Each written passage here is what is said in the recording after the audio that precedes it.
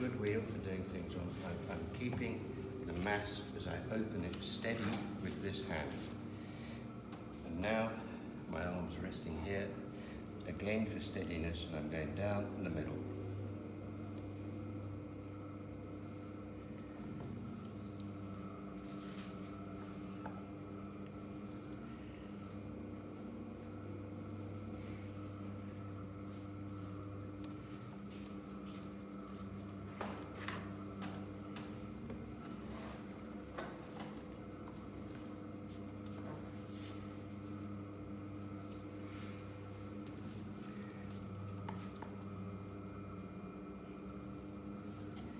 On the first day, Franco mentioned centering a piece of clay and centering a ring.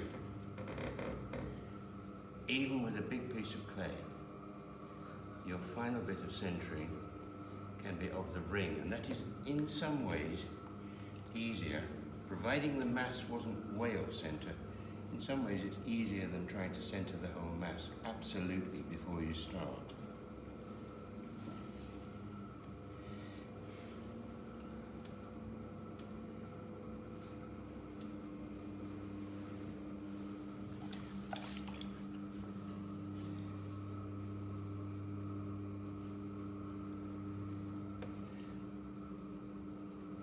Once I've got the walls starting to be really thin, I can't do much at all to alter the form between my fingers. That curve is the beginning of the curve of the bowl. Needle.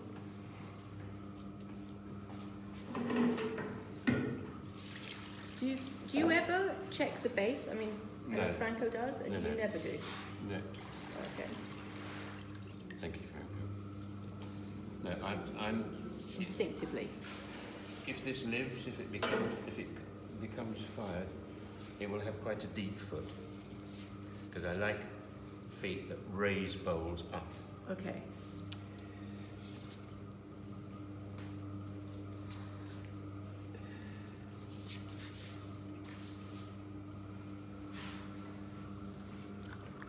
Now, before I start making a wall, I want to define what I'm going to throw and what I'm not going to throw. I'm not going to throw from the very bottom.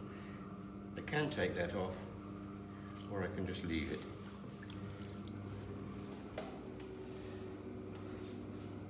And why did you do that? Sorry? Why did you define what you were not going to? Because I don't want to take unevenness up into the wall. Okay. It's slightly off centre at the bottom. There's a bit of soft clay. The base is about that level anyway, so there's that thickness. That's unimportant. Okay. I'm throwing from where my knuckle is. Okay.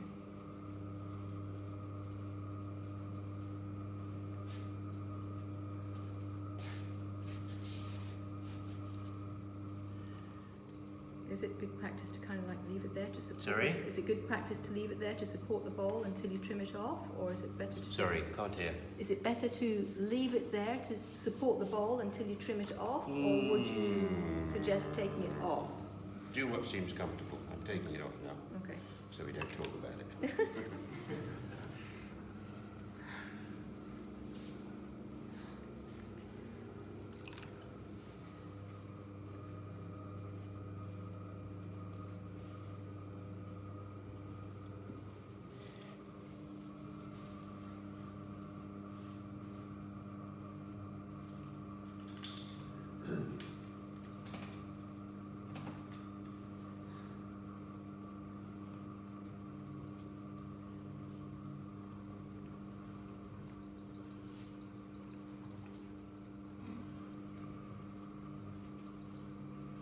Got a slight wobble. Doesn't worry me that much. I don't think it's going to be problematic.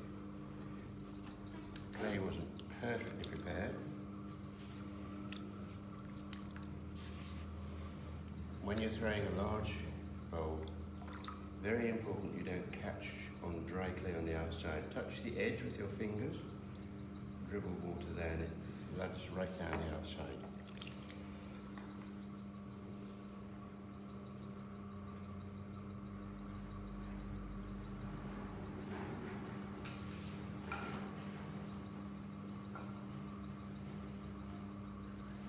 think this is my third thinning lift.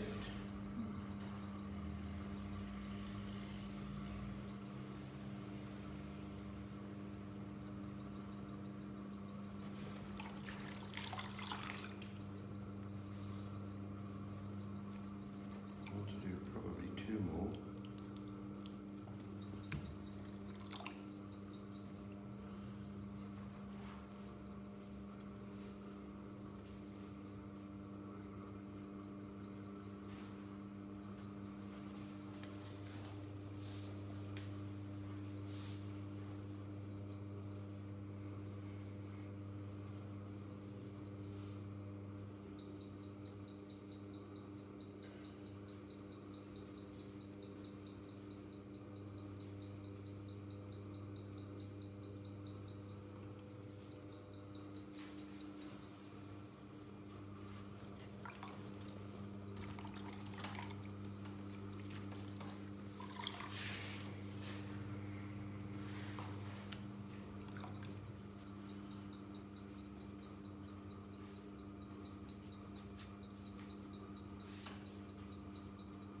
Now the next thing after this is I could do with a sponge, or I could do with a rib. I'm going in fact to do it with a sponge.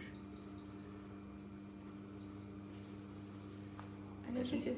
It's not a thin bowl, but the wall is relatively even from here. I noticed you kept looking in and out. Sorry? You kept looking into the bowl and out of the bowl. What were you checking for? I am looking there rather than here because I don't want to be too below it. But I will now start looking. The inside of a bowl, in a way, is more important than the outside. Yeah. Yeah. The inside determines the outside. Okay. I mean, somebody yesterday was saying, "How do I trim the inside?" You don't normally. Yeah.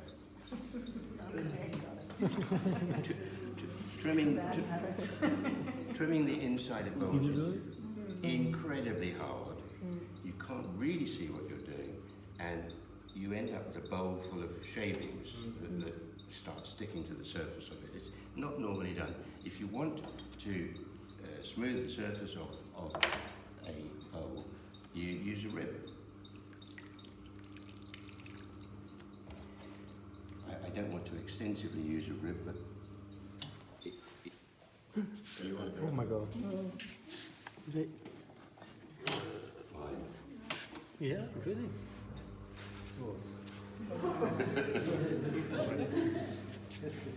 If you want to smooth the surface of the bowl, you use a rib. But I'm going to use my fingers now.